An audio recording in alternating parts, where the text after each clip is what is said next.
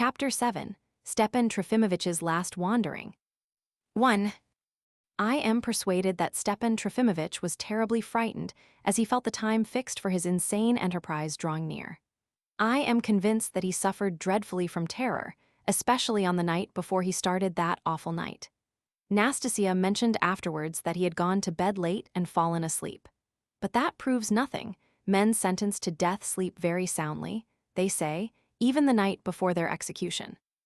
Though he set off by daylight, when a nervous man is always a little more confident, and the major, Virginsky's relative, used to give up believing in God every morning when the night was over.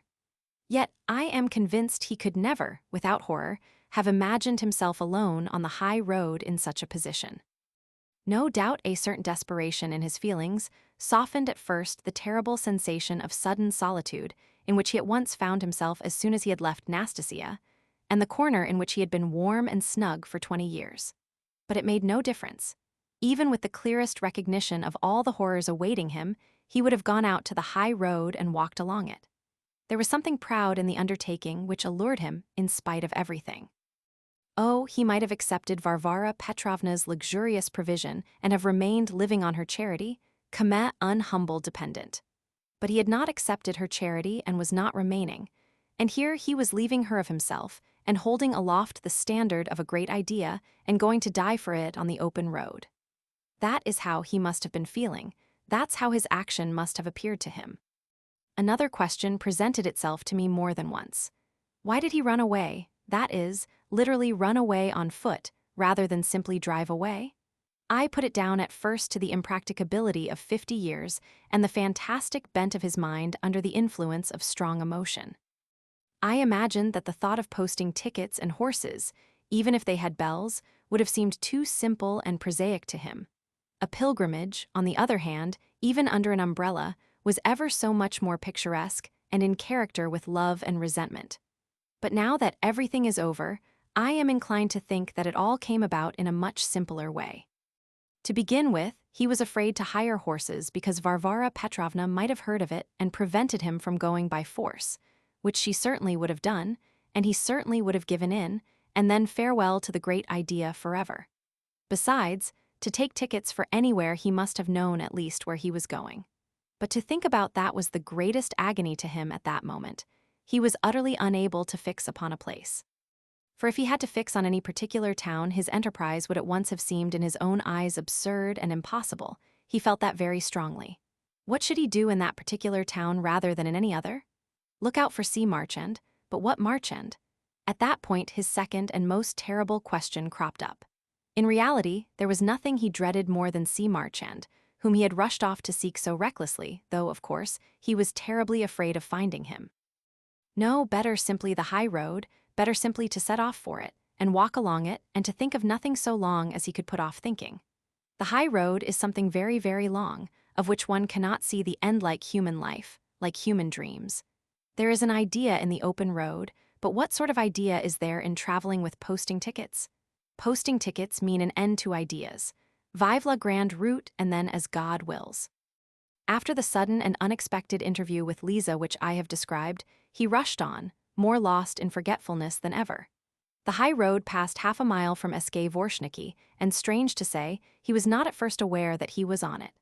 Logical reasoning or even distinct consciousness was unbearable to him at this moment. A fine rain kept drizzling, ceasing, and drizzling again, but he did not even notice the rain.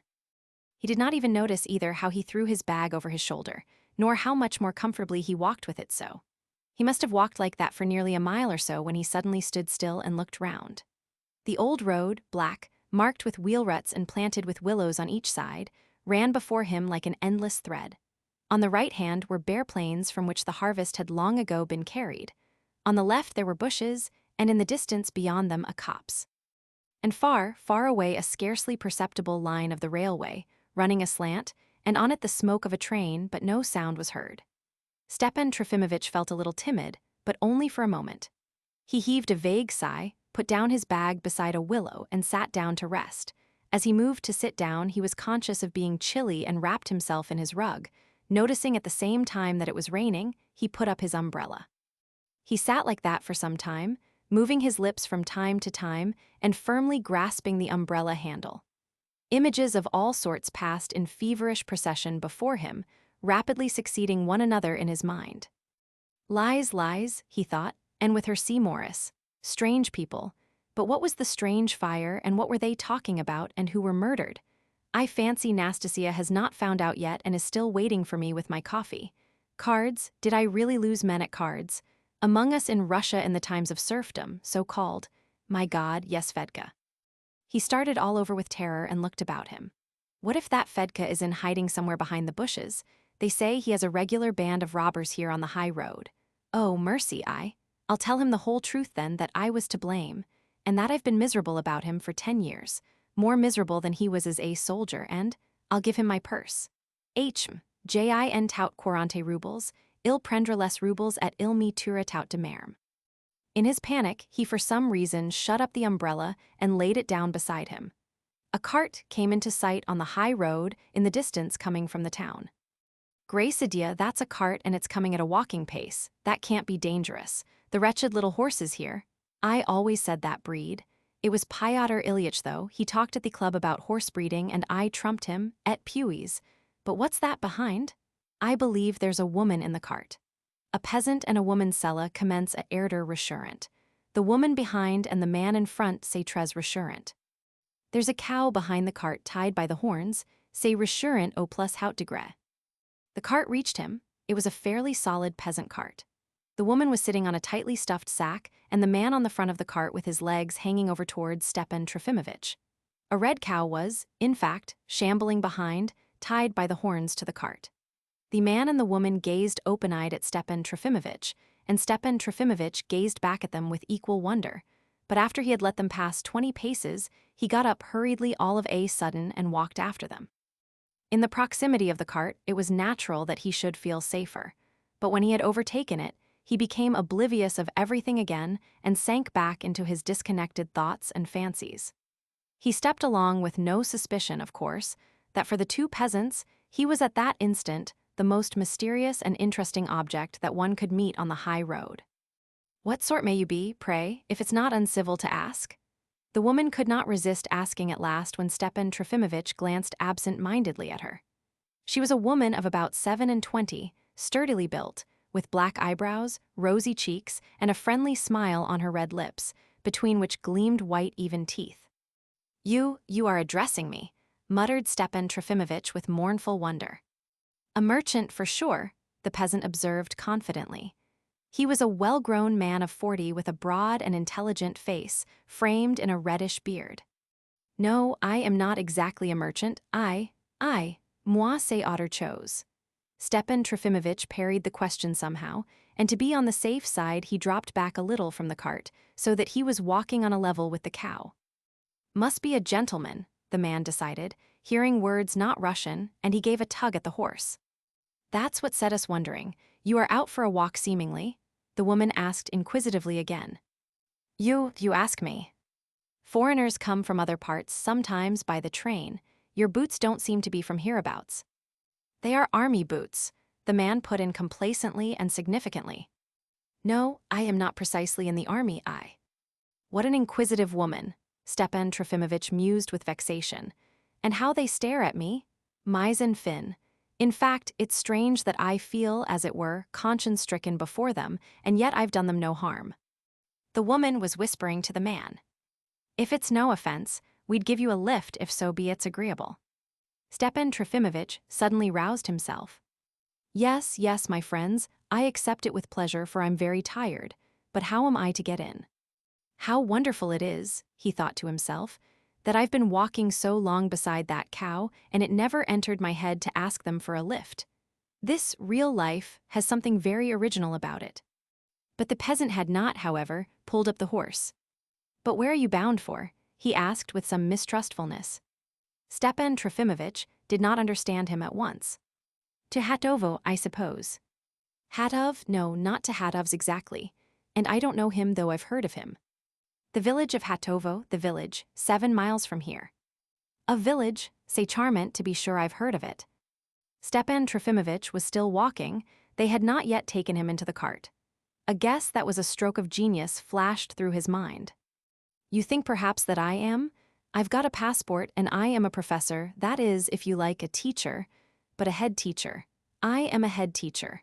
Oui, c'est comme quand pute traduire. I should be very glad of a lift and I'll buy you a quart of vodka for it. It'll be half a ruble, sir, it's a bad road. Or it wouldn't be fair to ourselves, put in the woman. Half a ruble, very good then, half a ruble. C'est encore mia, jin tout 40 rubles mais. The peasant stopped the horse, and by their united efforts Stepan Trofimovitch was dragged into the cart and seated on the sack by the woman. He was still pursued by the same whirl of ideas. Sometimes he was aware himself that he was terribly absent-minded, and that he was not thinking of what he ought to be thinking of, and wondered at it.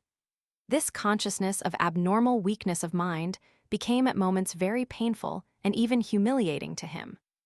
How is this you've got a cow behind? He suddenly asked the woman. What do you mean, sir, as though you'd never seen one, laughed the woman. We bought it in the town, the peasant put in. Our cattle died last spring. The plague, all the beasts have died round us, all of them. There aren't half of them left, it's heartbreaking. And again he lashed the horse, which had got stuck in a rut. Yes, that does happen among you in Russia. In general, we Russians. Well, yes, it happens, Stepan Trofimovitch broke off. If you are a teacher, what are you going to Hatovo for? Maybe you are going on farther. I'm not going farther precisely. Sayadire, I'm going to a merchant's. To Spasov, I suppose. Yes, to Spasov, but that's no matter. If you are going to Spasov and on foot, it will take you a week in your boots, laughed the woman. I dare say, no matter, mes amis, no matter. Stepan Trofimovitch cut her short impatiently. Awfully inquisitive people. But the woman speaks better than he does, and I notice that since February 19, their language has altered a little, and what business is it of mine whether I'm going to Spasov or not? Besides, I'll pay them, so why do they pester me? February 19, 1861, the day of the emancipation of the serfs, is meant. Translator's note. If you are going to Spasov, you must take the steamer, the peasant persisted. That's true indeed, the woman put in with animation, for if you drive along the bank, it's 25 miles out of the way. 35. You'll just catch the steamer at Estevo at 2 o'clock tomorrow, the woman decided finally. But Stepan Trofimovitch was obstinately silent. His questioners, too, sank into silence. The peasant tugged at his horse at rare intervals. The peasant woman exchanged brief remarks with him. Stepan Trofimovitch fell into a doze. He was tremendously surprised when the woman, laughing, gave him a poke, and he found himself in a rather large village at the door of a cottage with 3 windows. You've had a nap, sir. What is it? Where am I? Ah, yes, well, never mind, sighed Stepan Trofimovitch, and he got out of the cart. He looked about him mournfully. The village scene seemed strange to him and somehow terribly remote. And the half-ruble, I was forgetting it, he said to the peasant, turning to him with an excessively hurried gesture. He was evidently by now afraid to part from them. We'll settle indoors, walk in, the peasant invited him. It's comfortable inside, the woman said reassuringly. Stepan Trofimovitch mounted the shaky steps. How can it be? He murmured in profound and apprehensive perplexity. He went into the cottage, however. El Avulu, he felt a stab at his heart, and again he became oblivious of everything, even of the fact that he had gone into the cottage. It was a light and fairly clean peasant's cottage, with 3 windows and 2 rooms, not exactly an inn, but a cottage at which people who knew the place were accustomed to stop on their way through the village. Stepan Trofimovitch, quite unembarrassed, went to the foremost corner, forgot to greet anyone, sat down and sank into thought. Meanwhile, a sensation of warmth, extremely agreeable after 3 hours of traveling in the damp, was suddenly diffused throughout his person. Even the slight shivers that spasmodically ran down his spine, such as always occur in particularly nervous people when they are feverish, and have suddenly come into a warm room from the cold, became, all at once, strangely agreeable. He raised his head, and the delicious fragrance of the hot pancakes with which the woman of the house was busy at the stove tickled his nostrils. With a childlike smile, he leaned towards the woman and suddenly said, "What's that? Are they pancakes? Mais, c'est charmant. Would you like some, sir?" The woman politely offered him at once. I should like some, I certainly should, and may I ask you for some tea too, said Stepan Trofimovitch, reviving. Get the samovar, with the greatest pleasure. On a large plate with a big blue pattern on it were served the pancakes, regular peasant pancakes, thin, made half of wheat, covered with fresh hot butter, most delicious pancakes. Stepan Trofimovitch tasted them with relish. How rich they are and how good, and if one could only have undoigt d'eau de vie. It's a drop of vodka you would like, sir, isn't it? Just so, a little untout petty reen. 5 farthings worth, I suppose. 5, yes, 5, untout petty reen. Stepan Trofimovitch assented with a blissful smile. Ask a peasant to do anything for you, and if he can and will, he will serve you with care and friendliness. But ask him to fetch you vodka, and his habitual serenity and friendliness will pass at once into a sort of joyful haste and alacrity. He will be as keen in your interest as though you were one of his family. The peasant who fetches vodka even though you are going to drink it, and not he, and he knows that beforehand, seems, as it were, to be enjoying part of your future gratification. Within 3 minutes, the tavern was only 2 paces away. A bottle and a large greenish wineglass were set on the table before Stepan Trofimovitch. Is that all for me? He was extremely surprised. I've always had vodka, but I never knew you could get so much for 5 farthings. He filled the wineglass, got up, and with a certain solemnity crossed the room to the other corner where his fellow traveler, the black-browed peasant woman, who had shared the sack with him and bothered him with her questions, had ensconced herself. The woman was taken aback and began to decline, but after having said all that was prescribed by politeness, she stood up and drank it decorously in 3 sips, as women do, and, with an expression of intense suffering on her face, gave back the wineglass and bowed to Stepan Trofimovitch. He returned the bow with dignity and returned to the table with an expression of positive pride on his countenance. All this was done on the inspiration of the moment. A second before he had no idea that he would go and treat the peasant woman. I know how to get on with peasants to perfection, and I've always told them so, he thought complacently, pouring out the rest of the vodka. Though there was less than a glass left, it warmed and revived him, and even went a little to his head. Je suis malade tout à fait, mais si n'est pas trop mauvaise d'être malade. Would you care to purchase? A gentle feminine voice asked close by him. He raised his eyes and to his surprise saw a lady, une dame, et elle avait l'air, somewhat over 30, very modest in appearance, dressed not like a peasant, in a dark gown with a grey shawl on her shoulders. There was something very kindly in her face which attracted Stepan Trofimovitch immediately. She had only just come back to the cottage, where her things had been left on a bench close by the place where Stepan Trofimovitch had seated himself. Among them was a portfolio, at which he remembered he had looked with curiosity on going in, and a pack, not very large, of American leather. From this pack she took out 2 nicely bound books with a cross engraved on the cover, and offered them to Stepan Trofimovitch. Et mais je crois que c'est l'Evangile, with the greatest pleasure. Ah, now I understand. Vous êtes si qu'on appelle a gospel woman, I've read more than once. Half a ruble. 35 kopecks, answered the gospel woman. With the greatest pleasure. Gni rien contre l'Evangile, and I've been wanting to reread it for a long time. The idea occurred to him at the moment that he had not read the gospel for 30 years at least, and at most had recalled some passages of it 7 years before, when reading Renan's Vie de Jesus. As he had no small change, he pulled out his 4 10-ruble note-saul that he had. The woman of the house undertook to get change, and only then he noticed, looking round, that a good many people had come into the cottage, and that they had all been watching him for some time past, and seemed to be talking about him. They were talking too of the fire in the town, especially the owner of the cart, who had only just returned from the town with the cow. They talked of arson, of the Sh Pigulin men. He said nothing to me about the fire when he brought me along, although he talked of everything. Struck Stepan Trofimovitch for some reason.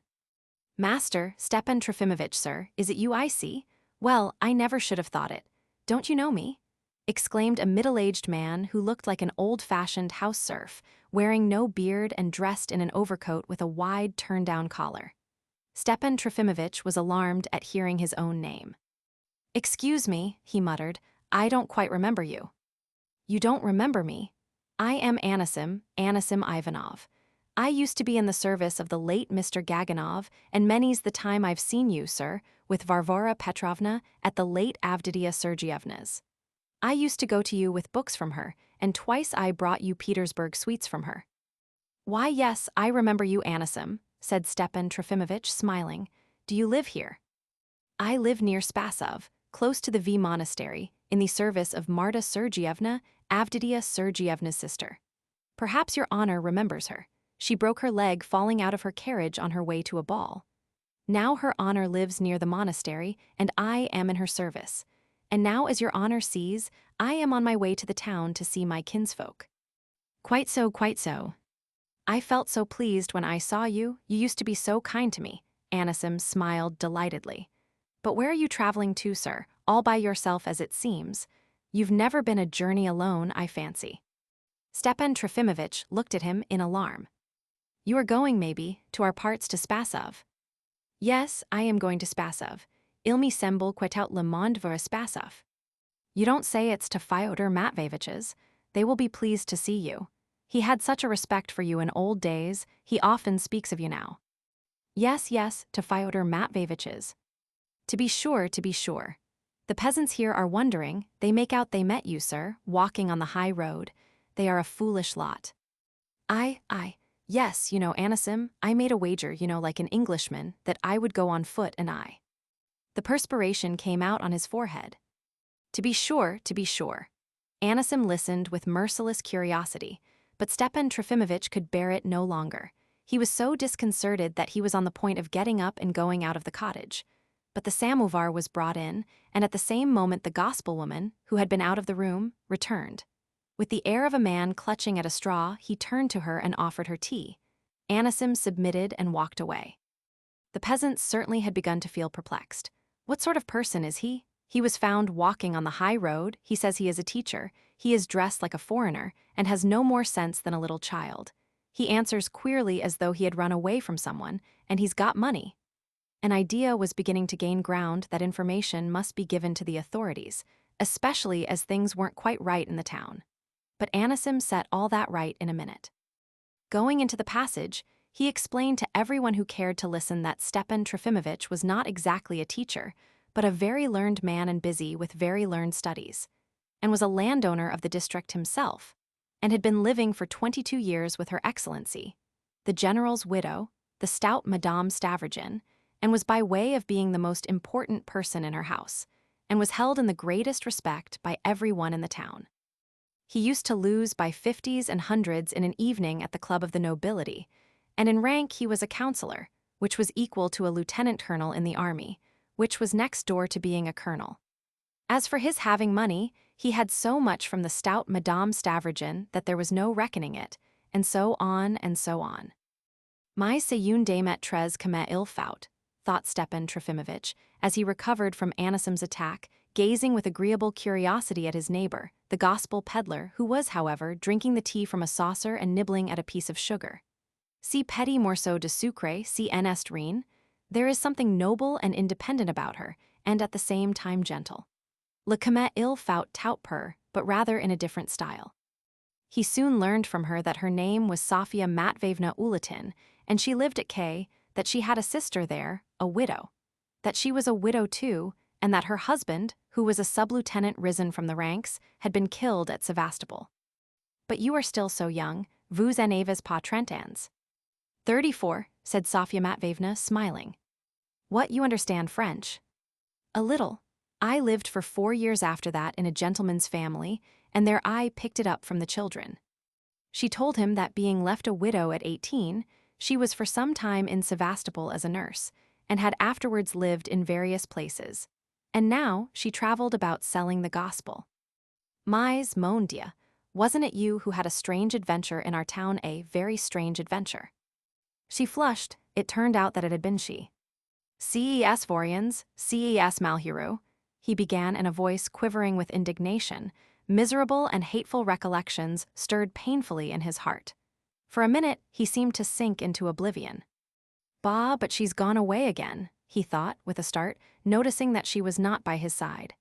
She keeps going out and is busy about something. I notice that she seems upset too. Bah, je deviens égoïste. He raised his eyes and saw Anisim again, but this time in the most menacing surroundings. The whole cottage was full of peasants, and it was evidently Anisim who had brought them all in. Among them were the master of the house and the peasant with the cow, two other peasants. They turned out to be cab drivers, another little man, half drunk, dressed like a peasant but clean-shaven, who seemed like a townsman ruined by drink and talked more than any of them. And they were all discussing him, Stepan Trofimovitch. The peasant with the cow insisted on his point that to go round by the lake would be 35 miles out of the way, and that he certainly must go by steamer. The half-drunken man and the man of the house warmly retorted. Seeing that, though of course it will be nearer for his honor on the steamer over the lake. That's true enough, but maybe according to present arrangements the steamer doesn't go there, brother. It does go, it does, it will go for another week, cried Anisim, more excited than any of them. That's true enough, but it doesn't arrive punctually, seeing it's late in the season, and sometimes it'll stay 3 days together at Ustyevo. It'll be there tomorrow at 2 o'clock punctually. You'll be at Spasov punctually by the evening, cried Anisim, eager to do his best for Stepan Trofimovitch. Mais questi quil a cet hom, thought Stepan Trofimovitch trembling and waiting in terror for what was in store for him. The cab drivers, too, came forward and began bargaining with him. They asked 3 rubles to Ustyevo. The others shouted that that was not too much, that that was the fare, and that they had been driving from here to Ustyevo all the summer for that fare. But it's nice here too, and I don't want, Stepan Trofimovitch mumbled in protest. Nice it is, sir, you are right there. It's wonderfully nice at Spasov now, and Fyodor Matveyevitch will be so pleased to see you. Mon Dieu, mes amis, all this is such a surprise to me. At last Sofya Matveyevna came back, but she sat down on the bench looking dejected and mournful. I can't get to Spasov, she said to the woman of the cottage. Why, you are bound to Spasov too, then, cried Stepan Trofimovitch, starting. It appeared that a lady had the day before told her to wait at Hatovo and had promised to take her to Spasov, and now this lady had not turned up after all. What am I to do now? Repeated Sofya Matveyevna. Mais, ma chère nouvelle Amy, I can take you just as well as the lady to that village, whatever it is, to which I've hired horses, and tomorrow, we'll go on together to Spasov. Why, are you going to Spasov too? Mais que faire, et j'y suis enchant, I shall take you with the greatest pleasure. You see they want to take me, I've engaged them already. Which of you did I engage? Stepan Trofimovitch suddenly felt an intense desire to go to Spasov. Within a quarter of an hour they were getting into a covered trap, he very lively and quite satisfied, she with her pack beside him, with a grateful smile on her face. Anisim helped them in. A good journey to you, sir, said he, bustling officiously round the trap. It has been a treat to see you. Goodbye, my friend, goodbye. You'll see Fyodor Matveyevitch, sir. Yes, my friend, yes, Fyodor Petrovitch, only goodbye. 2. You see, my friend, you'll allow me to call myself your friend, NSCPA. Stepan Trofimovitch began hurriedly as soon as the trap started. You see I, J. aime le pupil, say indispensable, mais il me semble que je n'y m'avais jamais vu de prise. Stacy. Cela va sans dire quel est aussi du pupil, mais le vrai pupil, that is, the real ones who are on the high road, it seems to me they care for nothing, but where exactly I am going. But let bygones be bygones. I fancy I am talking at random, but I believe it's from being flustered. You don't seem quite well. Sofya Matveyevna watched him keenly though respectfully. No, I must only wrap myself up. Besides, there's a fresh wind, very fresh in fact, but let us forget that. That's not what I really meant to say. Cheer et incomparable Amy, I feel that I am almost happy, and it's your doing. Happiness is not good for me, for it makes me rush to forgive all my enemies at once. Why, that's a very good thing, sir. Not always, cheer innocent. Evangile. Voyez-vous, désormais nous prêcherons ensemble, and I will gladly sell your beautiful little books. Yes, I feel that perhaps is an idea, quelque chose de très nouveau dans ce genre. The peasants are religious, say Admise, but they don't yet know the gospel. I will expound it to them.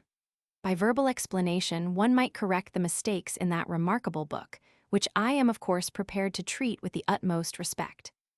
I will be of service even on the high road. I've always been of use, I always told them so et a set cheer and great. Oh, we will forgive, first of all we will forgive all and always. We will hope that we too shall be forgiven. Yes, for all, every one of us, have wronged one another, all are guilty. That's a very good saying, I think, sir. Yes, yes, I feel that I am speaking well. I shall speak to them very well, but what was the chief thing I meant to say? I keep losing the thread and forgetting. Will you allow me to remain with you? I feel that the look in your eyes and I am surprised in fact at your manners. You are simple-hearted, you call me sir, and turn your cup upside down on your saucer. And that horrid lump of sugar, but there's something charming about you, and I see from your features. Oh, don't blush and don't be afraid of me as a man. Cheer et incomparable, pour moi une femme c'est tout. I can't live without a woman, but only at her side, only at her side. I am awfully muddled, awfully. I can't remember what I meant to say. Oh, blessed is he to whom God always sends a woman, and I fancy indeed that I am in a sort of ecstasy. There's a lofty idea in the open road too. That's what I meant to say, that's it about the idea. Now I've remembered it, but I kept losing it before. And why have they taken us farther? It was nice there too, but here cela devient trop Freud. Apropos, j'y en tout 40 roubles et voilà cet argent. Take it, I can't take care of it, I shall lose it or it will be taken away from me. I seem to be sleepy, I've a giddiness in my head. Yes, I am giddy, I am giddy, I am giddy. Oh, how kind you are, what's that you are wrapping me up in? You are certainly in a regular fever, and I've covered you with my rug. Only about the money, I'd rather. Oh, for God's sake, en in parlons plus parce que cela me fait mal. Oh, how kind you are. He ceased speaking, and with strange suddenness dropped into a feverish, shivery sleep. The road by which they drove the 12 miles was not a smooth one, and their carriage jolted cruelly. Stepan Trofimovitch woke up frequently, quickly raised his head from the little pillow which Sofya Matveyevna had slipped under it, clutched her by the hand and asked, "Are you here?" As though he were afraid she had left him. He told her, too, that he had dreamed of gaping jaws full of teeth, and that he had very much disliked it. Sofya Matveyevna was in great anxiety about him. They were driven straight up to a large cottage with a frontage of 4 windows and other rooms in the yard. Stepan Trofimovitch waked up, hurriedly went in and walked straight into the second room, which was the largest and best in the house. An expression of fussiness came into his sleepy face. He spoke at once to the landlady, a tall, thick-set woman of 40 with very dark hair and a slight mustache, and explained that he required the whole room for himself, and that the door was to be shut and no one else was to be admitted. Parce que nous avons a parlor. Oui, j'ai beaucoup of vous dire, cheer Amy. I'll pay you, he said with a wave of dismissal to the landlady. Though he was in a hurry, he seemed to articulate with difficulty. The landlady listened grimly and was silent in token of consent, but there was a feeling of something menacing about her silence. He did not notice this, and hurriedly, he was in a terrible hurry, insisted on her going away and bringing them their dinner as quickly as possible, without a moment's delay. At that point, the mustached woman could contain herself no longer. "This is not an inn, sir. We don't provide dinners for travelers. We can boil you some crayfish or set the samovar, but we've nothing more. There won't be fresh fish till tomorrow." But Stepan Trofimovitch waved his hands, repeating with wrathful impatience, "I'll pay, only make haste, make haste." They settled on fish, soup, and roast fowl. The landlady declared that fowl was not to be procured in the whole village. She agreed, however, to go in search of one, but with the air of doing him an immense favor. As soon as she had gone, Stepan Trofimovitch instantly sat down on the sofa and made Sofya Matveyevna sit down beside him. There were several armchairs as well as a sofa in the room, but they were of a most uninviting appearance. The room was rather a large one, with a corner, in which there was a bed, partitioned off. It was covered with old and tattered yellow paper, and had horrible lithographs of mythological subjects on the walls. In the corner facing the door, there was a long row of painted icons and several sets of brass ones. The whole room, with its strangely ill-assorted furniture, was an unattractive mixture of the town element and of peasant traditions. But he did not even glance at it at all, nor look out of the window at the vast lake, the edge of which was only 70 feet from the cottage.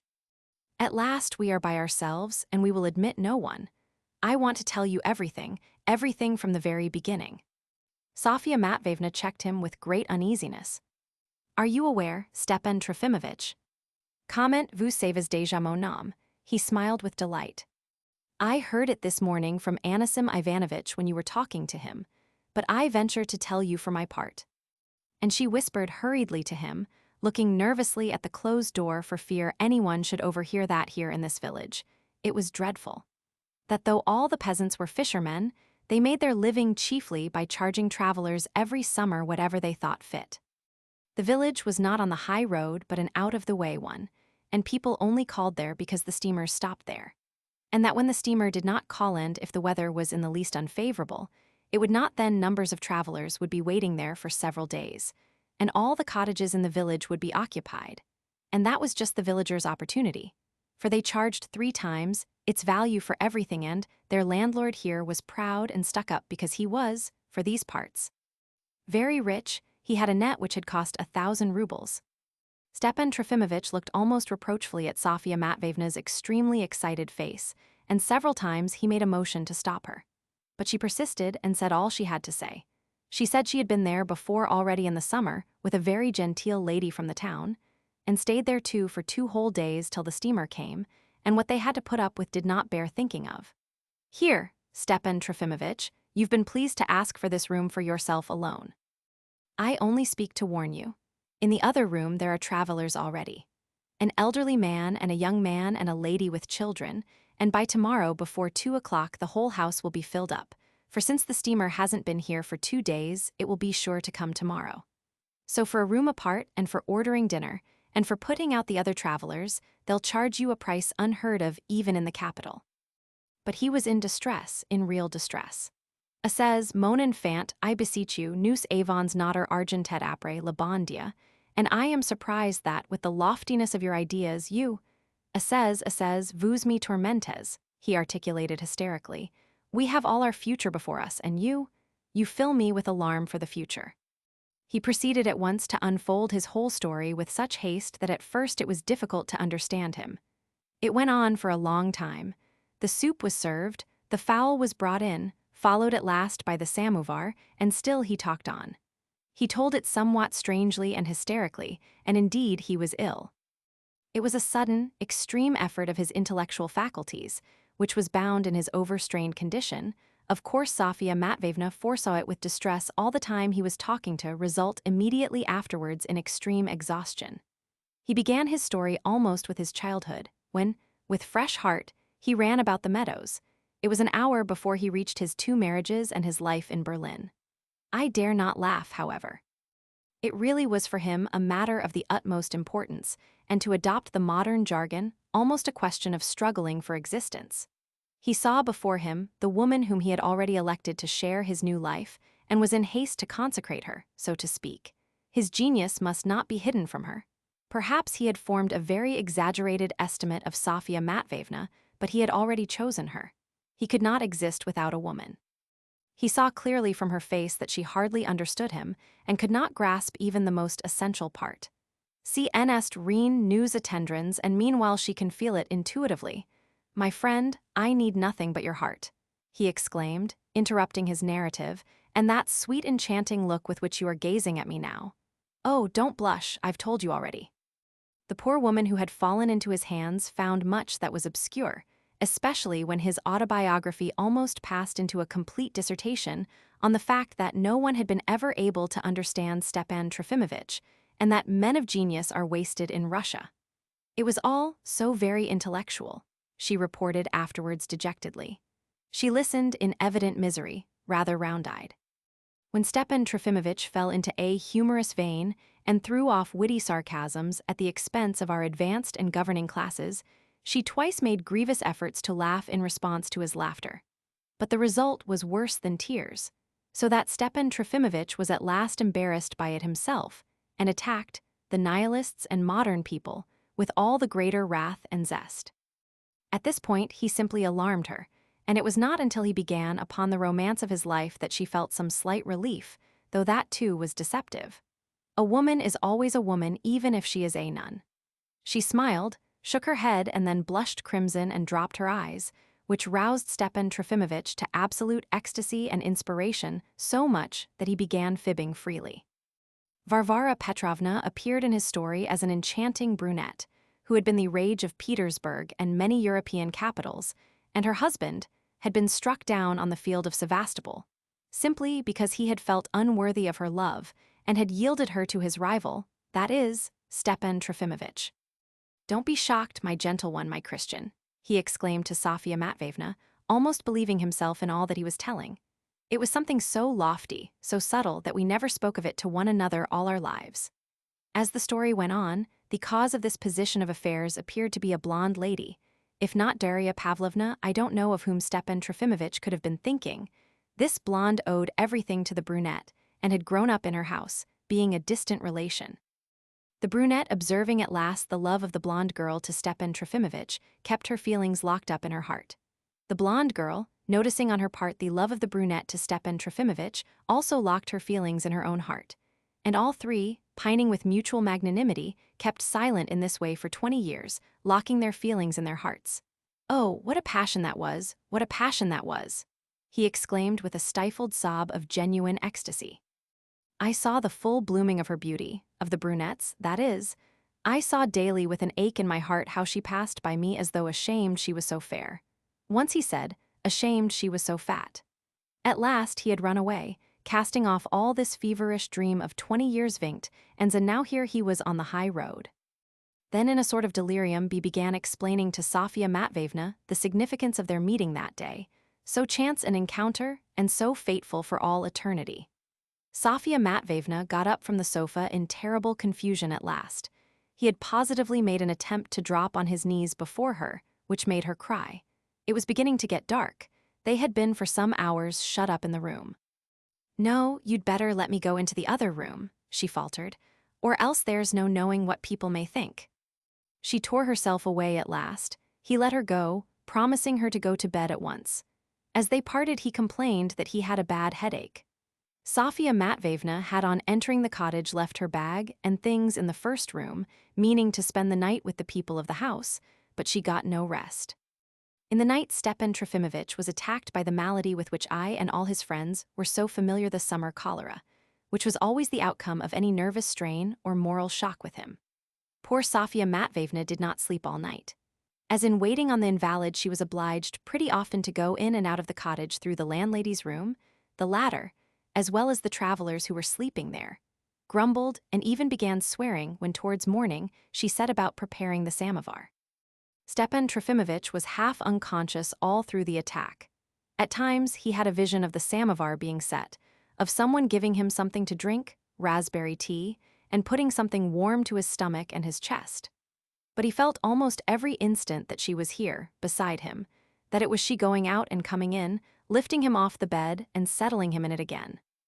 Towards 3 o'clock in the morning, he began to be easier. He sat up, put his legs out of bed, and thinking of nothing, he fell on the floor at her feet. This was a very different matter from the kneeling of the evening.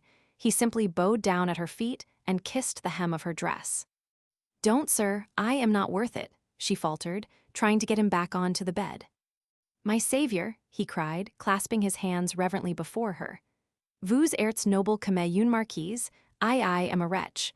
Oh, I've been dishonest all my life." "Calm yourself," Sofya Matveyevna implored him. "It was all lies that I told you this evening to glorify myself, to make it splendid from pure wantonness all, every word, oh, I am a wretch, I am a wretch." The first attack was succeeded in this way by a second attack of hysterical remorse. I have mentioned these attacks already when I described his letters to Varvara Petrovna. He suddenly recalled lies and their meeting the previous morning. It was so awful, and there must have been some disaster, and I didn't ask, didn't find out. I thought only of myself. "Oh, what's the matter with her? Do you know what's the matter with her?" he besought Sofya Matveyevna. Then he swore that he would never change, that he would go back to her, that is, Varvara Petrovna.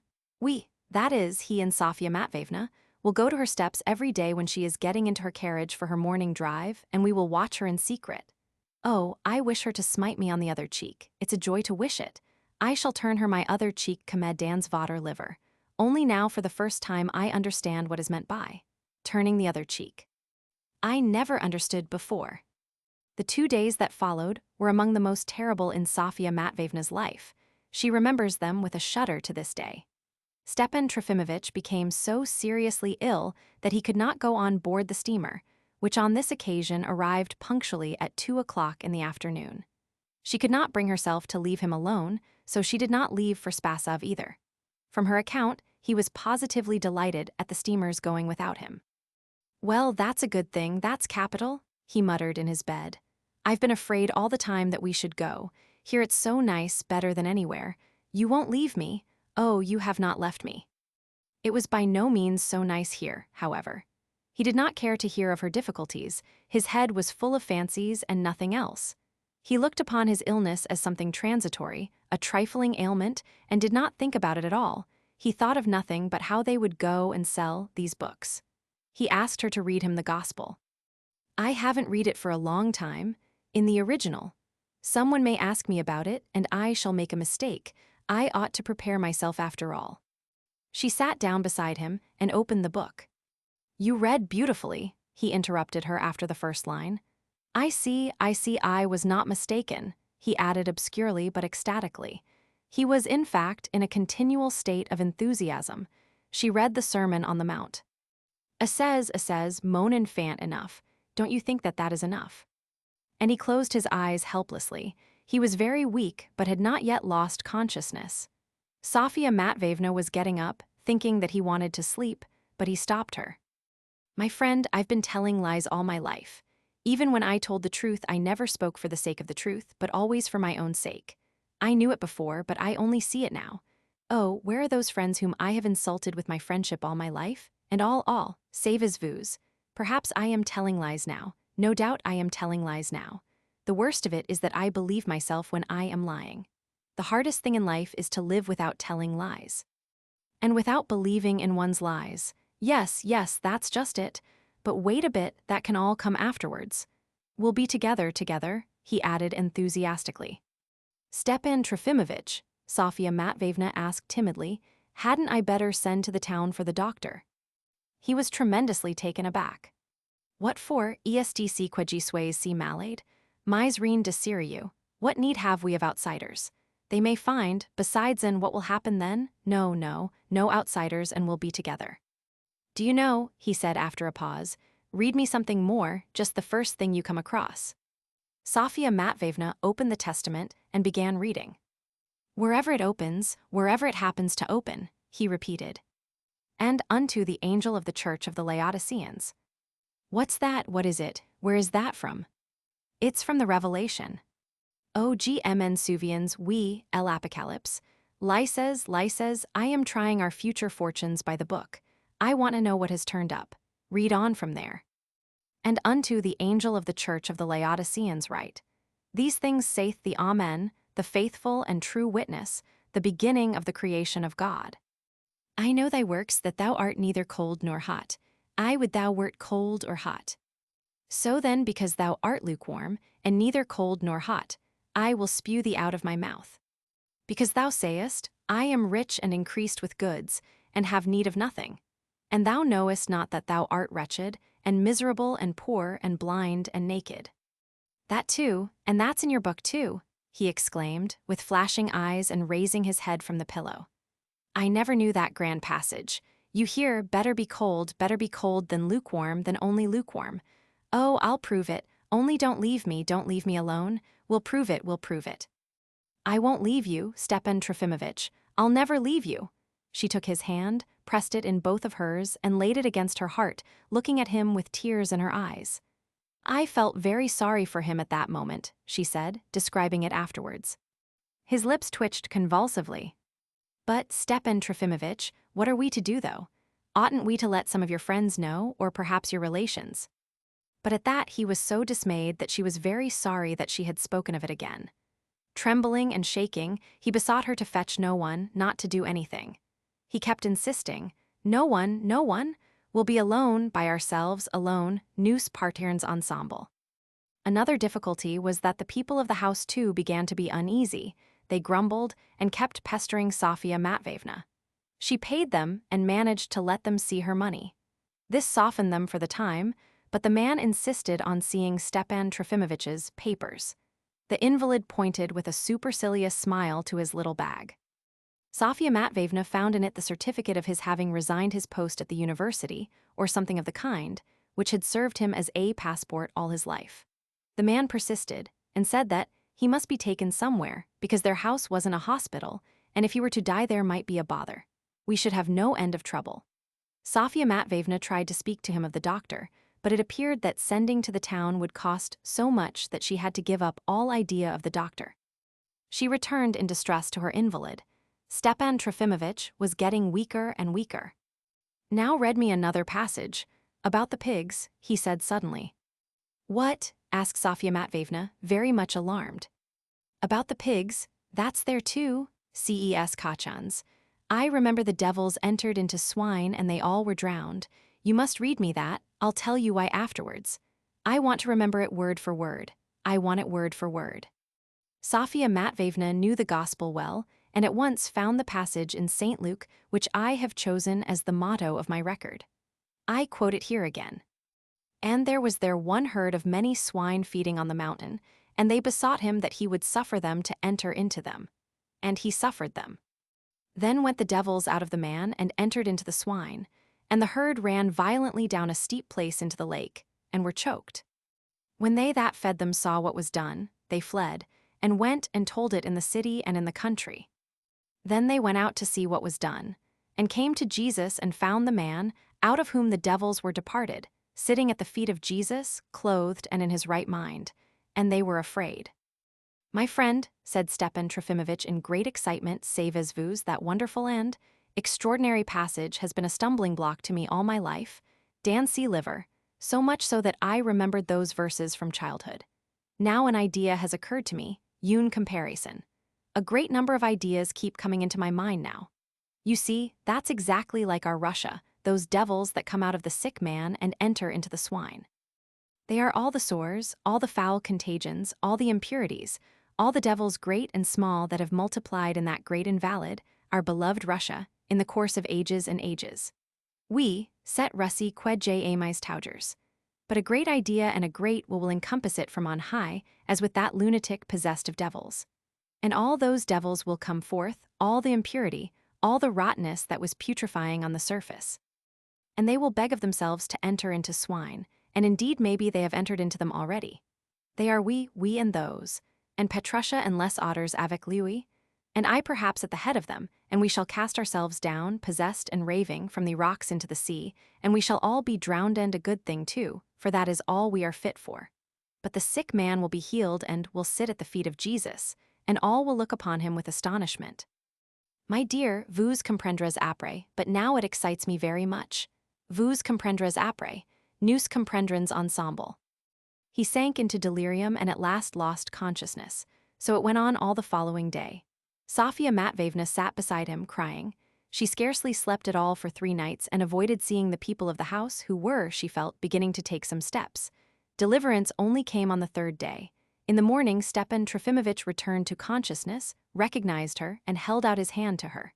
She crossed herself hopefully. He wanted to look out of the window. "Tines unlack."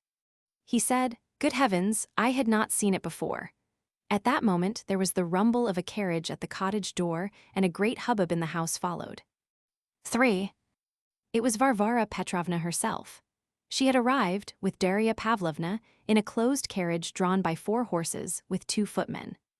The marvel had happened in the simplest way.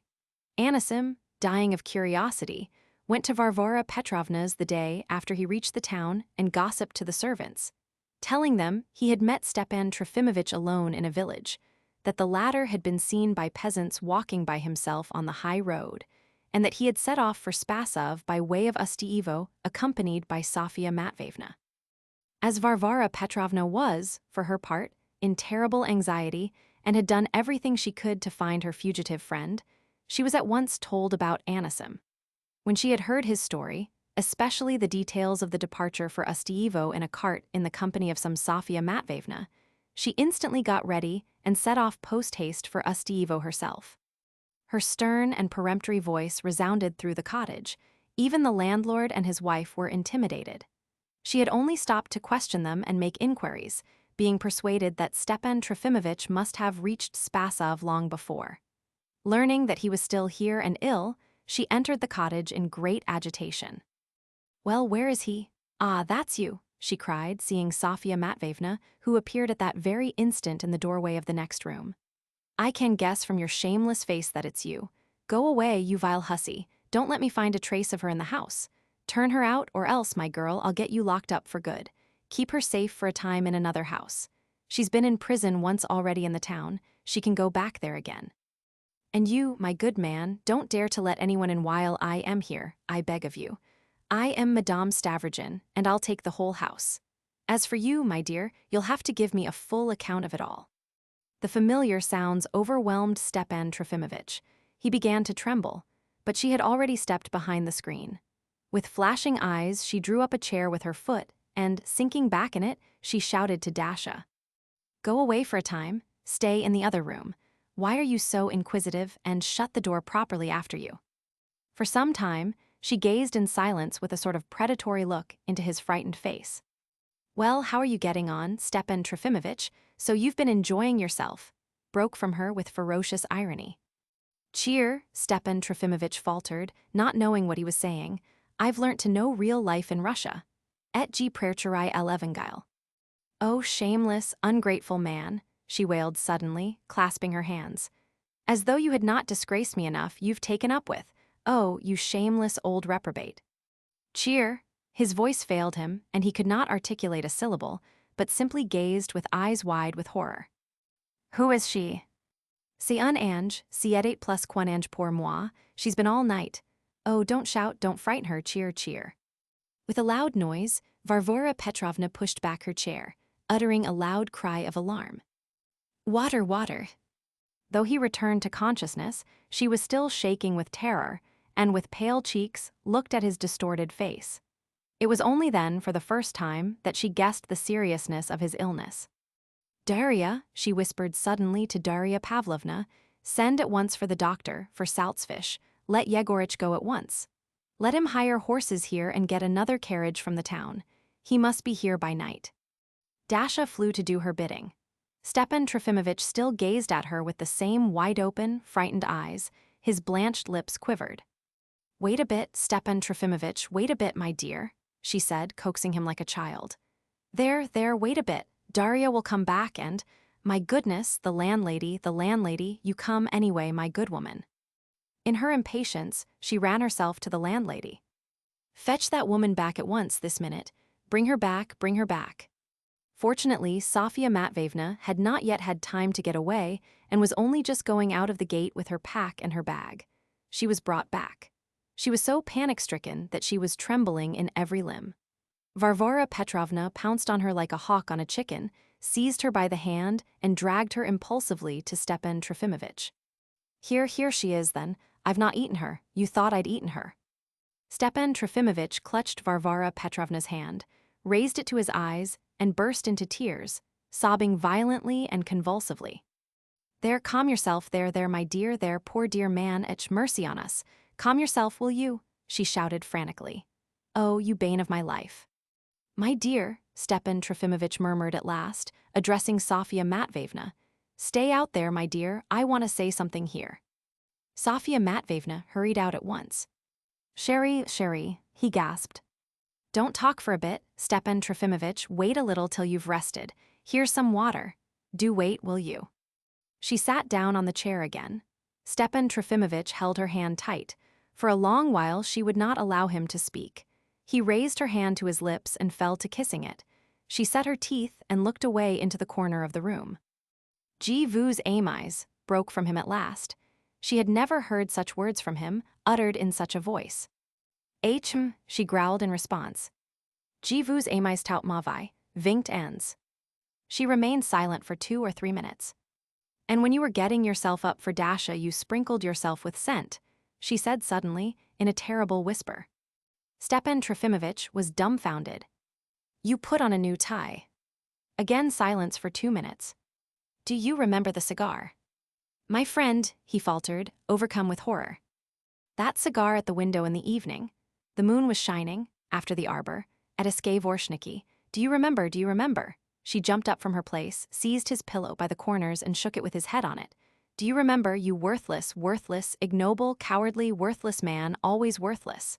She hissed in her furious whisper, restraining herself from speaking loudly. At last she left him and sank on the chair, covering her face with her hands. Enough. She snapped out, drawing herself up. 20 years have passed, there's no calling them back. I am a fool too. Je vous aimais, he clasped his hands again. Why do you keep on with your aimais and aimais? Enough, she cried, leaping up again. And if you don't go to sleep at once, You need rest, go to sleep at once, shut your eyes. Ach, mercy on us, perhaps he wants some lunch. What do you eat? What does he eat? Ach, mercy on us. Where's that woman? Where is she? There was a general bustle again. But Stepan Trofimovitch faltered in a weak voice that he really would like to go to sleep hura, and then bulyan, the, and fin il est si hiru. He lay back and really did seem to go to sleep. He probably pretended to. Varvara Petrovna waited a little and stole out on tiptoe from behind the partition. She settled herself in the landlady's room, turned out the landlady and her husband, and told Dasha to bring her that woman. There followed an examination in earnest. Tell me all about it, my good girl. Sit down beside me, that's right, well. I met Stepan Trofimovitch. Stay, hold your tongue. I warn you that if you tell lies or conceal anything, I'll ferret it out. Well. Stepan Trofimovitch and I, as soon as I came to Hatovo, Sofia Matveyevna began almost breathlessly. Stay, hold your tongue, wait a bit. Why do you gabble like that? To begin with, what sort of creature are you? Sofia Matveyevna told her after a fashion, giving a very brief account of herself, however, beginning with Sevastopol. Varvara Petrovna listened in silence, sitting up erect in her chair, looking sternly straight into the speaker's eyes. Why are you so frightened? Why do you look at the ground? I like people who look me straight in the face and hold their own with me. Go on. She told of their meeting, of her books, of how Stepan Trofimovitch had regaled the peasant woman with vodka. That's right, that's right. Don't leave out the slightest detail, Varvara Petrovna encouraged her. At last she described how they had set off, and how Stepan Trofimovitch had gone on talking, really ill by that time, and here had given an account of his life from the very beginning, talking for some hours. Tell me about his life. Sofia Matveyevna suddenly stopped and was completely nonplussed. I can't tell you anything about that, madam, she brought out, almost crying. Besides, I could hardly understand a word of it. Nonsense, you must have understood something. He told a long time about a distinguished lady with black hair. Sofia Matveyevna flushed terribly, though she noticed Varvara Petrovna's fair hair and her complete dissimilarity with the brunette of the story. Black-haired, what exactly? Come speak. How this grand lady was deeply in love with his honor all her life long and for 20 years, but never dared to speak, and was shamefaced before him because she was a very stout lady. The fool, Varvara Petrovna rapped out thoughtfully but resolutely. Sofia Matveyevna was in tears by now. I don't know how to tell any of it properly, madam, because I was in a great fright over his honor, and I couldn't understand, as he is such an intellectual gentleman. It's not for a goose like you to judge of his intellect. Did he offer you his hand? The speaker trembled. Did he fall in love with you? Speak, did he offer you his hand? Varvara Petrovna shouted peremptorily. That was pretty much how it was, she murmured tearfully. But I took it all to mean nothing because of his illness, she added firmly, raising her eyes. What is your name? Sofia Matveyevna, madam. Well then, let me tell you, Sofia Matveyevna, that he is a wretched and worthless little man. Good Lord, do you look upon me as a wicked woman?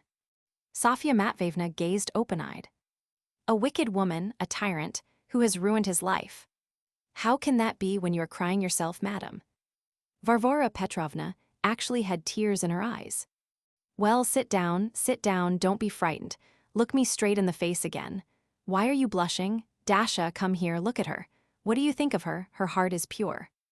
And to the amazement and perhaps still greater alarm of Sofia Matveyevna, she suddenly patted her on the cheek. It's only a pity she is a fool, too great a fool for her age. That's all right, my dear, I'll look after you. I see that it's all nonsense. Stay near here for the time. A room shall be taken for you and you shall have food and everything else from me, till I ask for you. Sofia Matveyevna stammered in alarm that she must hurry on. You've no need to hurry. I'll buy all your books and meantime you stay here. Hold your tongue, don't make excuses. If I hadn't come you would have stayed with him all the same, wouldn't you? I wouldn't have left him on any account, Sofia Matveyevna brought out softly and firmly, wiping her tears. It was late at night when Dr. Saltzfish was brought. He was a very respectable old man and a practitioner of fairly wide experience who had recently lost his post in the service in consequence of some quarrel on a point of honor with his superiors. Varvara Petrovna instantly and actively took him under her protection. He examined the patient attentively, questioned him, and cautiously pronounced to Varvara Petrovna that the sufferer's condition was highly dubious in consequence of complications, and that they must be prepared even for the worst. Varvara Petrovna, who had during 20 years got accustomed to expecting nothing serious or decisive to come from Stepan Trofimovitch, was deeply moved and even turned pale. Is there really no hope? Can there ever be said to be absolutely no hope? But she did not go to bed all night and felt that the morning would never come. As soon as the patient opened his eyes and returned to consciousness, he was conscious all the time, however, though he was growing weaker every hour, she went up to him with a very resolute air. Stepan Trofimovitch, one must be prepared for anything. I've sent for a priest. You must do what is right. Knowing his convictions, she was terribly afraid of his refusing. He looked at her with surprise. Nonsense, nonsense, she vociferated, thinking he was already refusing. This is no time for whims, you have played the fool enough. But am I really so ill then? He agreed thoughtfully. And indeed I was much surprised to learn from Varvara Petrovna afterwards that he showed no fear of death at all. Possibly it was that he simply did not believe it and still looked upon his illness as a trifling one. He confessed and took the sacrament very readily. Everyone, Sofia Matveyevna, and even the servants, came to congratulate him on taking the sacrament. They were all moved to tears looking at his sunken and exhausted face and his blanched and quivering lips. We, mes amis, and I only wonder that you take so much trouble. I shall most likely get up tomorrow, and we will set off, tout set ceremony, for which, of course, I feel every proper respect. I beg you, father, to remain with the invalid, said Varvara Petrovna hurriedly, stopping the priest, who had already taken off his vestments. As soon as tea has been handed, I beg you to begin to speak of religion to support his faith. The priest spoke. Everyone was standing or sitting round the sickbed. In our sinful days, the priest began smoothly, with a cup of tea in his hand, faith in the Most High is the sole refuge of the race of man in all the trials and tribulations of life, as well as its hope for that eternal bliss promised to the righteous. Stepan Trofimovitch seemed to revive. A subtle smile strayed on his lips. Mon père, je vous remercie, et vous êtes bien bon mais. No mais about it, no mais at all, exclaimed Varvara Petrovna, bounding up from her chair.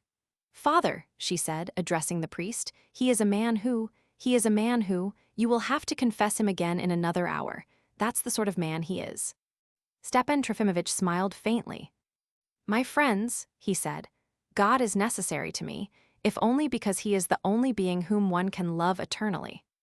Whether he was really converted, or whether the stately ceremony of the administration of the sacrament had impressed him and stirred the artistic responsiveness of his temperament or not, he firmly, and, I am told, with great feeling uttered some words which were in flat contradiction with many of his former convictions. My immortality is necessary if only because God will not be guilty of injustice and extinguish altogether the flame of love for him once kindled in my heart. And what is more precious than love? Love is higher than existence. Love is the crown of existence. And how is it possible that existence should not be under its dominance? If I have once loved him and rejoiced in my love, is it possible that he should extinguish me and my joy and bring me to nothingness again? If there is a God, then I am immortal. Voilà ma profession de foi. There is a God, Stepan Trofimovitch, I assure you there is, Varvara Petrovna implored him. Give it up, drop all your foolishness for once in your life. I think she had not quite understood his profession de foi. My friend, he said, growing more and more animated, though his voice broke frequently, as soon as I understood. That turning of the cheek I understood something else as well. I menti tout ma vie, all my life, all I should like, but that will do tomorrow. Tomorrow we will all set out. Varvara Petrovna burst into tears. He was looking about for someone. Here she is here. She seized Sofia Matveyevna by the hand and led her to him. He smiled tenderly. "Oh, I should dearly like to live again," he exclaimed with an extraordinary rush of energy. "Every minute, every instant of life ought to be a blessing to man. They certainly ought to be. It's the duty of man to make it so. That's the law of his nature, which always exists even if hidden. Oh, I wish I could see Petrusha. And all of them. Shatov." I may remark that as yet no one had heard of Shatov's fate, not Varvara Petrovna, nor Darya Pavlovna, nor even Saltzfish, who was the last to come from the town. Stepan Trofimovitch became more and more excited, feverishly so, beyond his strength. The mere fact of the ever-present idea that there exists something infinitely more just and more happy than I am fills me through and through with tender ecstasy and glorifies me, oh, whoever I may be, whatever I have done. What is far more essential for man than personal happiness is to know and to believe at every instant that there is somewhere a perfect and serene happiness for all men and for everything. The one essential condition of human existence is that man should always be able to bow down before something infinitely great. If men are deprived of the infinitely great, they will not go on living and will die of despair. The infinite and the eternal are as essential for man as the little planet on which he dwells. My friends, all, hail to the great idea, the eternal, infinite idea. It is essential to every man, whoever he may be, to bow down before what is the great idea. Even the stupidest man needs something great. Petrusha, oh, how I want to see them all again. They don't know that that same eternal, grand idea lies in them all. Dr. Saltzfish was not present at the ceremony. Coming in suddenly, he was horrified and cleared the room, insisting that the patient must not be excited. Stepan Trofimovitch died 3 days later, but by that time he was completely unconscious. He quietly went out like a candle that is burnt down. After having the funeral service performed, Varvara Petrovna took the body of her poor friend to Vorshniki. His grave is in the precincts of the church and is already covered with a marble slab. The inscription and the railing will be added in the spring. Varvara Petrovna's absence from town had lasted 8 days. Sofia Matveyevna arrived in the carriage with her and seems to have settled with her for good. I may mention that as soon as Stepan Trofimovitch lost consciousness, the morning that he received the sacrament, Varvara Petrovna promptly asked Sofia Matveyevna to leave the cottage again and waited on the invalid herself unassisted to the end, but she sent for her at once when he had breathed his last. Sofia Matveyevna was terribly alarmed by Varvara Petrovna's proposition, or rather command, that she should settle for good at Vorshniki, but the latter refused to listen to her protests. "That's all nonsense. I will go with you to sell the gospel. I have no one in the world now." "You have a son, however," Saltzfish observed. "I have no son," Varvara Petrovna snapped out, and it was like a prophecy. Chapter 8, Conclusion. All the crimes and villainies that had been perpetrated were discovered with extraordinary rapidity, much more quickly than Fyodor Stepanovitch had expected. To begin with, the luckless Marya Ignatievna waked up before daybreak on the night of her husband's murder, missed him and flew into indescribable agitation, not seeing him beside her. The woman who had been hired by Anna Prohorovna and was there for the night could not succeed in calming her, and as soon as it was daylight ran to fetch Irina Prohorovna herself, assuring the invalid that the latter knew where her husband was and when he would be back. Meantime, Irina Prohorovna was in some anxiety too. She had already heard from her husband of the deed perpetrated that night at Vorshniki. He had returned home about 11 o'clock in a terrible state of mind and body. Wringing his hands, he flung himself face downwards on his bed and, shaking with convulsive sobs, kept repeating, "It's not right, it's not right, it's not right at all." He ended, of course, by confessing it all to Irina Prohorovna, but to no one else in the house. She left him on his bed, sternly impressing upon him that, if he must blubber, he must do it in his pillow so as not to be overheard, and that he would be a fool if he showed any traces of it next day. She felt somewhat anxious, however, and began at once to clear things up in case of emergency. She succeeded in hiding or completely destroying all suspicious papers, books, manifestos perhaps. At the same time, she reflected that she, her sister, her aunt, her sister-in-law the student, and perhaps even her long-eared brother had really nothing much to be afraid of. When the nurse ran to her in the morning, she went without a second thought to Marya Ignatievna's. She was desperately anxious, moreover, to find out whether what her husband had told her that night in a terrified and frantic whisper, that was almost like delirium, was true, that is, whether Fyodor Stepanovitch had been right in his reckoning that Kirillov would sacrifice himself for the general benefit. But she arrived at Marya Ignatievna's too late. When the latter had sent off the woman and was left alone, she was unable to bear the suspense. She got out of bed, and throwing round her the first garment she could find, something very light and unsuitable for the weather, I believe, she ran down to Kirillov's lodge herself, thinking that he perhaps would be better able than anyone to tell her something about her husband. The terrible effect on her of what she saw there may well be imagined. It is remarkable that she did not read Kirillov's last letter, which lay conspicuously on the table, overlooking it, of course, in her fright.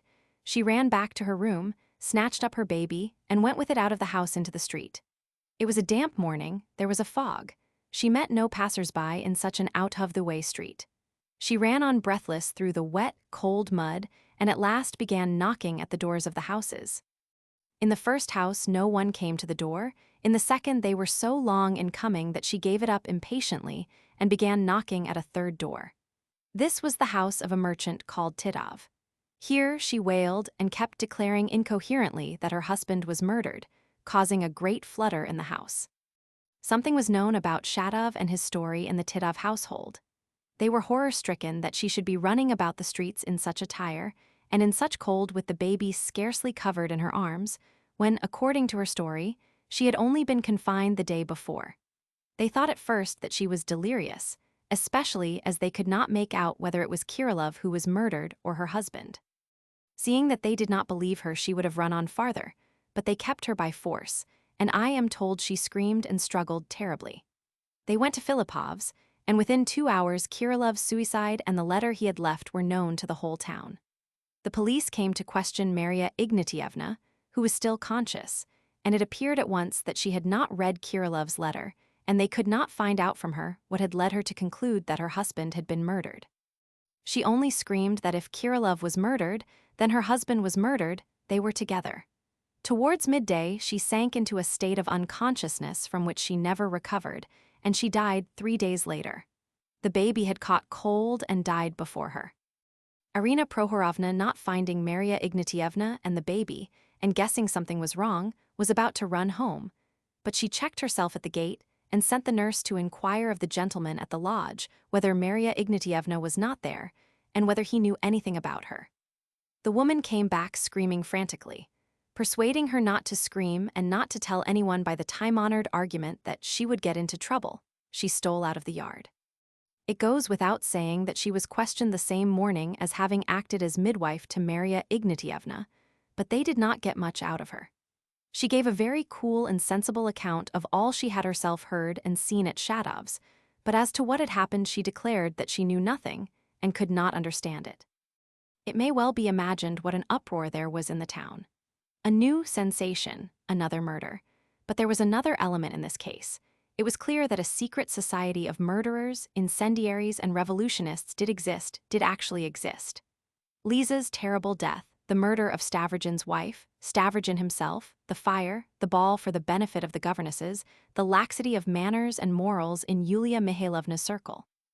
Even in the disappearance of Stepan Trofimovitch, people insisted on scenting a mystery. All sorts of things were whispered about Nikolay Vsevolodovitch. By the end of the day, people knew of Pyotr Stepanovitch's absence too, and, strange to say, less was said of him than of anyone. What was talked of most all that day was the senator. There was a crowd almost all day at Filipov's house. The police certainly were led astray by Kirillov's letter. They believed that Kirillov had murdered Shatov and had himself committed suicide. Yet, though the authorities were thrown into perplexity, they were not altogether hoodwinked. The word park, for instance, so vaguely inserted in Kirillov's letter, did not puzzle anyone as Pyotr Stepanovitch had expected it would. The police at once made a rush for Dvorshniki, not simply because it was the only park in the neighborhood, but also led thither by a sort of instinct, because all the horrors of the last few days were connected directly or indirectly with Dvorshniki. That at least is my theory. I may remark that Varvara Petrovna had driven off early that morning in chase of Stepan Trofimovitch and knew nothing of what had happened in the town. The body was found in the pond that evening. What led to the discovery of it was the finding of Shadov's cap at the scene of the murder, where it had been with extraordinary carelessness overlooked by the murderers. The appearance of the body, the medical examination and certain deductions from it roused immediate suspicions that Kirillov must have had accomplices. It became evident that a secret society really did exist of which Shadov and Kirillov were members and which was connected with the manifestos. Who were these accomplices? No one even thought of any member of the quintet that day. It was ascertained that Kirillov had lived like a hermit, and in so complete a seclusion that it had been possible, as stated in the letter, for Fedka to lodge with him for so many days, even while an active search was being made for him. The chief thing that worried everyone was the impossibility of discovering a connecting link in this chaos. There is no saying what conclusions and what disconnected theories our panic-stricken townspeople would have reached if the whole mystery had not been suddenly solved next day, thanks to Lyamshin. He broke down. He behaved as even Pyotr Stepanovitch had towards the end begun to fear he would. Left in charge of Tolkachenko and afterwards of Urkel, he spent all the following day lying in his bed with his face turned to the wall, apparently calm, not uttering a word, and scarcely answering when he was spoken to. This is how it was that he heard nothing all day of what was happening in the town. But Tolkachenko, who was very well informed about everything, took into his head by the evening to throw up the task of watching Lyamshin which Pyotr Stepanovitch had laid upon him, and left the town, that is, to put it plainly, made his escape. The fact is, they lost their heads as Urkel had predicted they would. I may mention, by the way, that Liputin had disappeared the same day before 12 o'clock. But things fell out so that his disappearance did not become known to the authorities till the evening of the following day, when the police went to question his family, who were panic-stricken at his absence but kept quiet from fear of consequences.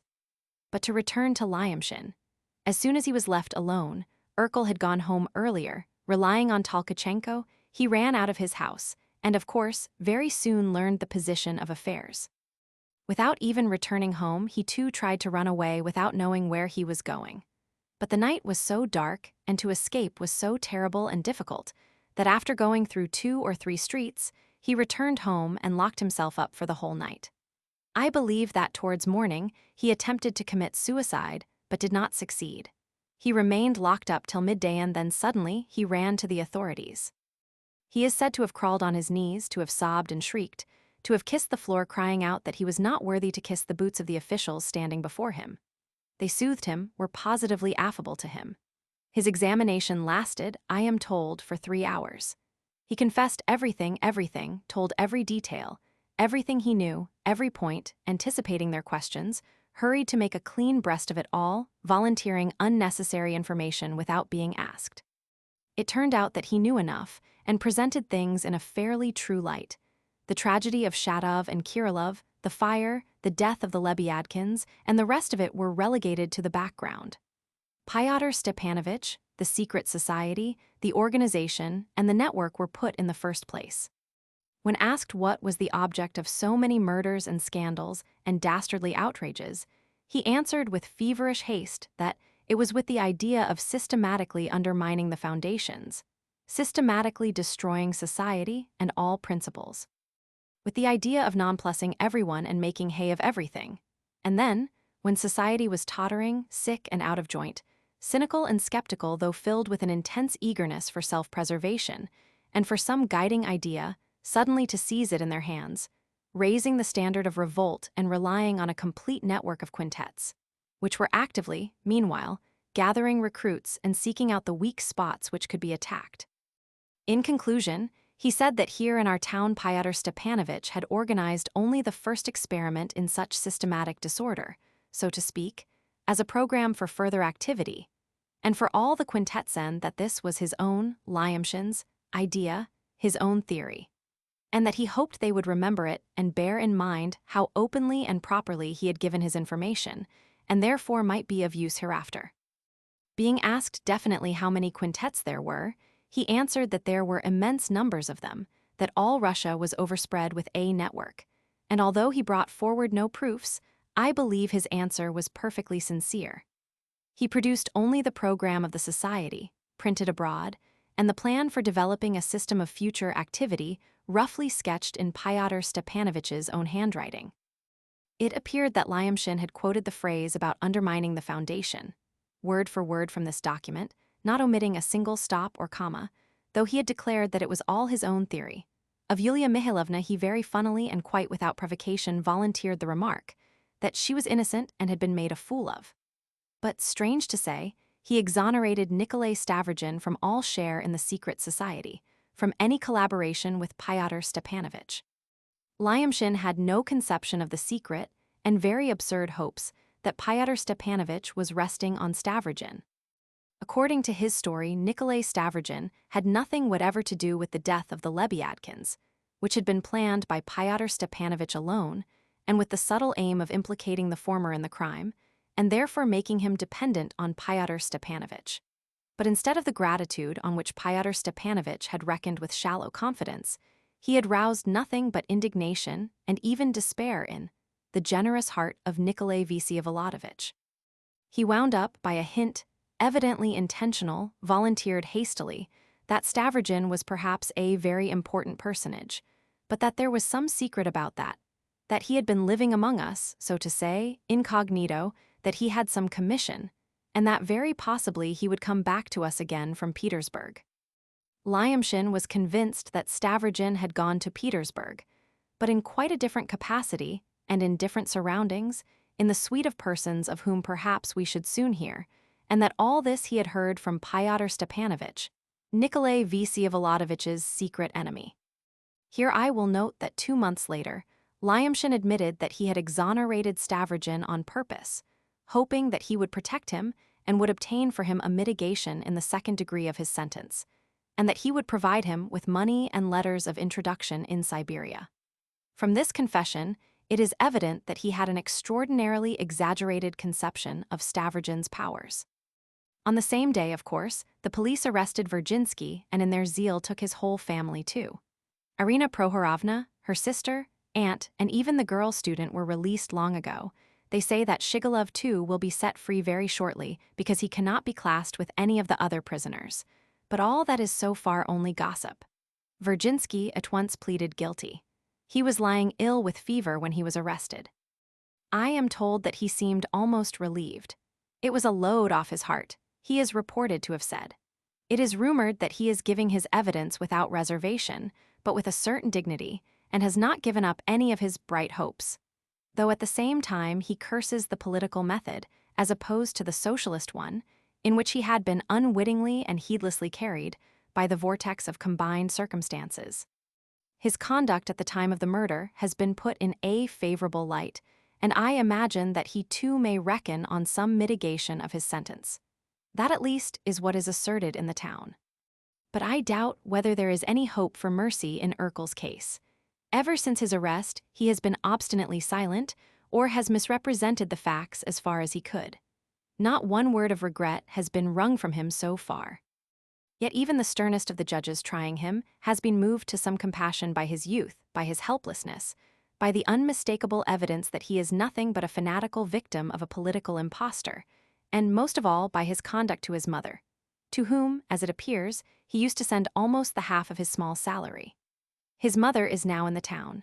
She is a delicate and ailing woman, aged beyond her years. She weeps and positively grovels on the ground, imploring mercy for her son. Whatever may happen, many among us feel sorry for Urkel. Liputin was arrested in Petersburg, where he had been living for a fortnight. His conduct there sounds almost incredible and is difficult to explain. He is said to have had a passport in a forged name and quite a large sum of money upon him, and had every possibility of escaping abroad, yet instead of going he remained in Petersburg. He spent some time hunting for Stavrogin and Fyodor Stepanovitch.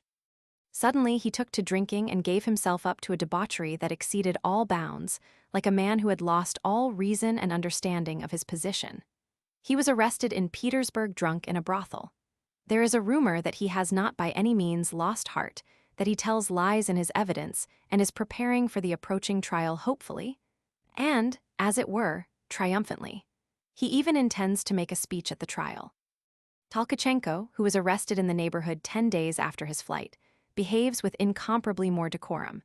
He does not shuffle or tell lies, he tells all he knows, does not justify himself, blames himself with all modesty, though he, too, has a weakness for rhetoric. He tells readily what he knows, and when knowledge of the peasantry and the revolutionary elements among them is touched upon, he positively attitudinizes and is eager to produce an effect. He, too, is meaning, I am told, to make a speech at the trial. Neither he nor Liputin seem very much afraid, curious as it seems. I repeat that the case is not yet over. Now, 3 months afterwards, local society has had time to rest, has recovered, has got over it, has an opinion of its own, so much so that some people positively look upon Fyodor Stepanovitch as a genius, or at least as possessed of some characteristics of a genius. Organization, they say at the club, holding up a finger. But all this is very innocent, and there are not many people who talk like that. Others, on the other hand, do not deny his acuteness, but point out that he was utterly ignorant of real life, that he was terribly theoretical, grotesquely and stupidly one-sided, and consequently shallow in the extreme. As for his moral qualities, all are agreed. About that there are no two opinions. I do not know whom to mention next so as not to forget anyone. Mavriky Nikolaevich has gone away for good, I don't know where. Old Madame Drozdov has sunk into dotage. I have still one very gloomy story to tell, however. I will confine myself to the bare facts.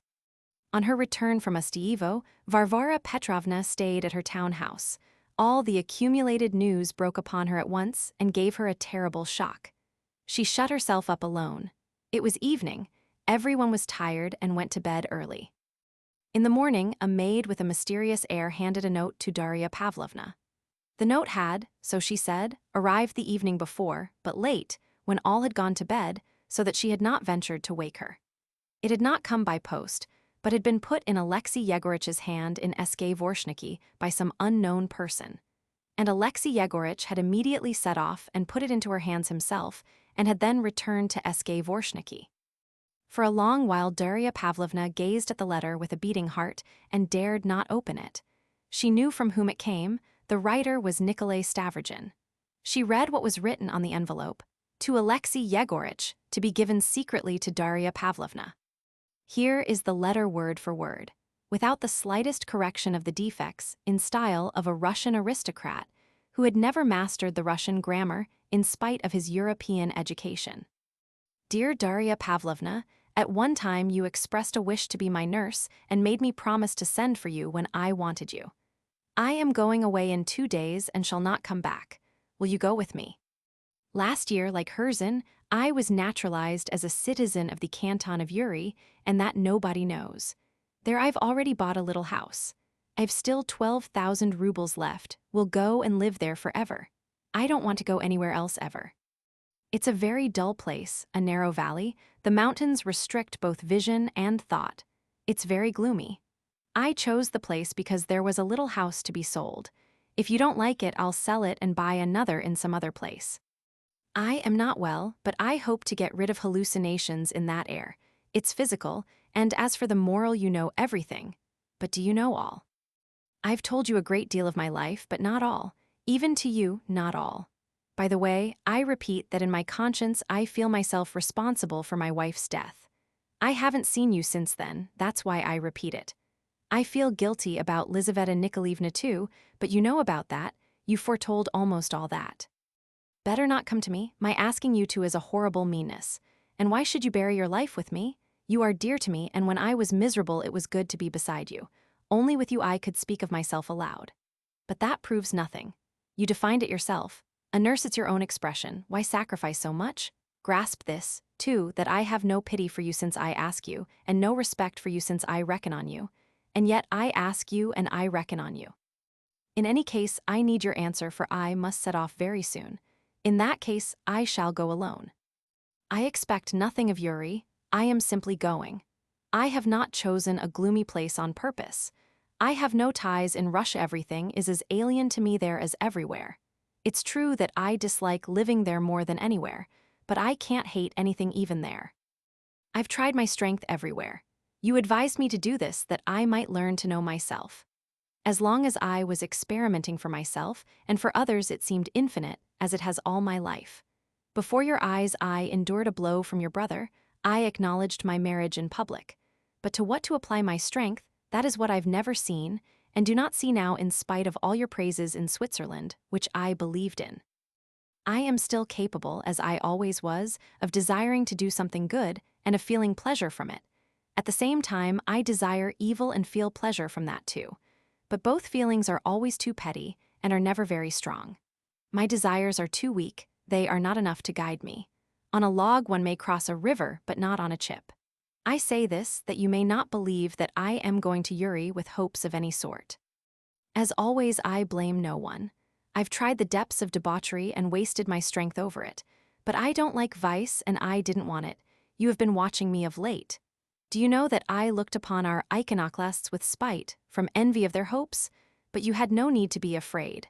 I could not have been one of them, for I never shared anything with them. And to do it for fun, from spite I could not either, not because I am afraid of the ridiculous. I cannot be afraid of the ridiculous, but because I have, after all, the habits of a gentleman, and it disgusted me. But if I had felt more spite and envy of them, I might perhaps have joined them. You can judge how hard it has been for me, and how I've struggled from one thing to another. Dear friend, great and tender heart which I divined, perhaps you dream of giving me so much love and lavishing on me so much that is beautiful from your beautiful soul, that you hope to set up some aim for me at last by it. No, it's better for you to be more cautious. My love will be as petty as I am myself, and you will be unhappy. Your brother told me that the man who loses connection with his country loses his gods, that is, all his aims. One may argue about everything endlessly, but for me nothing has come but negation, with no greatness of soul, no force. Even negation has not come from me. Everything has always been petty and spiritless. Kirillov, in the greatness of his soul, could not compromise with an idea and shot himself. But I see, of course, that he was great-souled because he had lost his reason. I can never lose my reason, and I can never believe in an idea to such a degree as he did. I cannot even be interested in an idea to such a degree. I can never shoot myself. I know I ought to kill myself, to brush myself off the earth like a nasty insect, but I am afraid of suicide, for I am afraid of showing greatness of soul. I know that it will be another sham, again the last deception in an endless series of deceptions. What good is there in deceiving oneself? Simply to play at greatness of soul? Indignation and shame I can never feel, therefore not despair. Forgive me for writing so much. I wrote without noticing. 100 pages would be too little and 10 lines would be enough. 10 lines would be enough to ask you to be a nurse. Since I left Vorshniki, I've been living at the 6th station on the line, at the station master's. I got to know him in the time of debauchery 5 years ago in Petersburg. No one knows I am living there. Write to him. I enclose the address.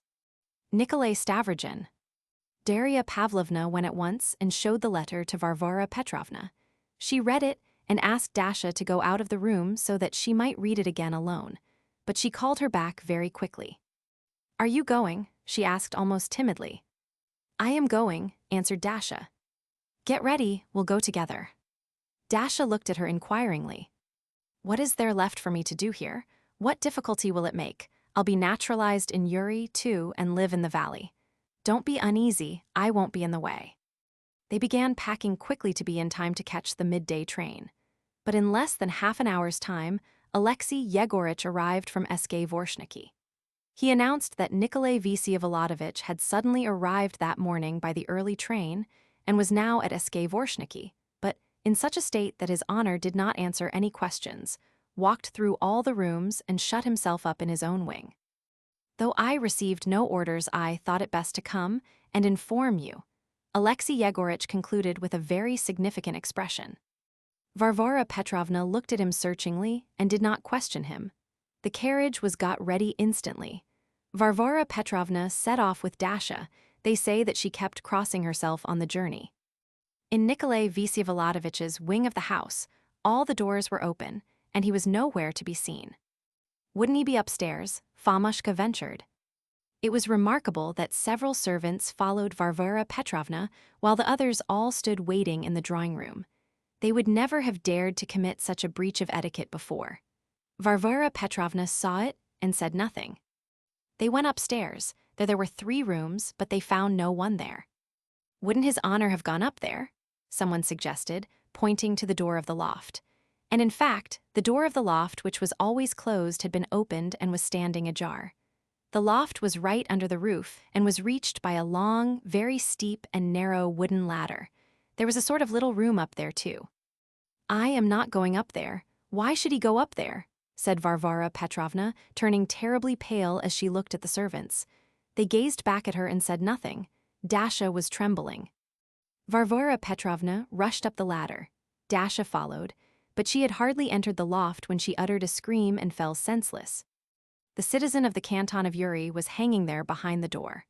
On the table lay a piece of paper with the words in pencil, "No one is to blame, I did it myself." Beside it on the table lay a hammer, a piece of soap, and a large nail, obviously an extra one in case of need.